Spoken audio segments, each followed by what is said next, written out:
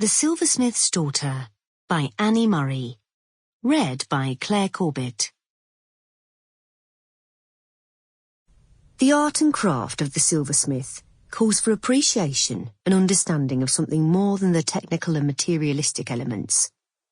A true craftsman, one whose work is his own conception, and for the execution of which he is directly responsible, puts all his being, body, mind and spirit into his work. The value of all the things men and women make must be measured by the degree they succeed or fail in satisfying their whole being. Bernard Cusner, Silversmith, 1935.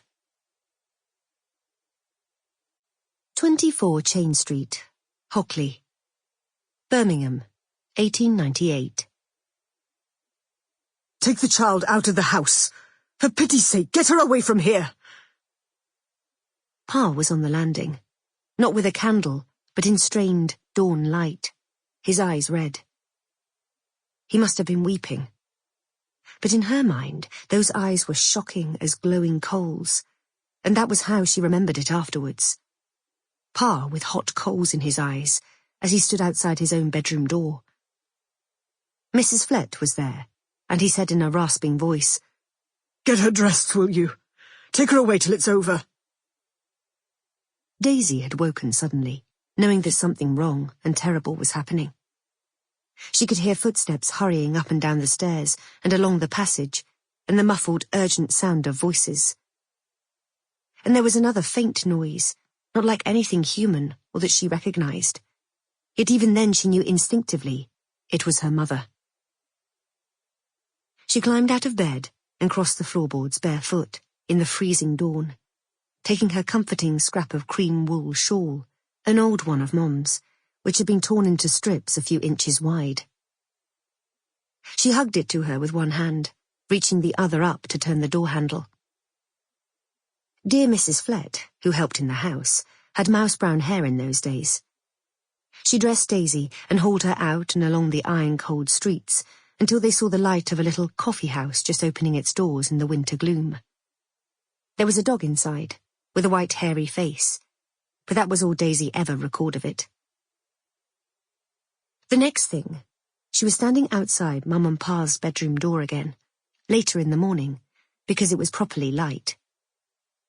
Pa was there, and Mrs. Flett, and this time it was his hand turning the handle. They went into this room which until now had been a place of morning love, where she went to snuggle between them for a few minutes while they drank a cup of tea before the day of work began. They would laugh and tell rhymes. Before the three of them got up, Mum, her coppery hair falling loose and thick and smelling of soap and lavender, would kiss her on one cheek and Pa on the other. His whiskers tickled and made her giggle, and often his beard gave off the metallic smells of the workshop, because that was Pa's smell.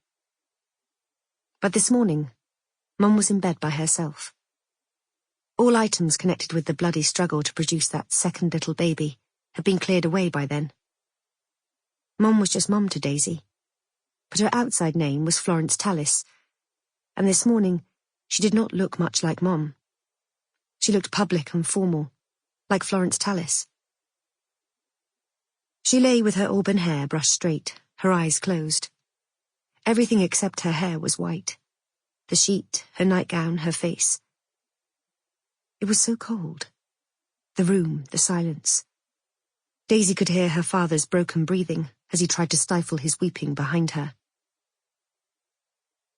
"Mum," she said, her voice very small. She didn't understand.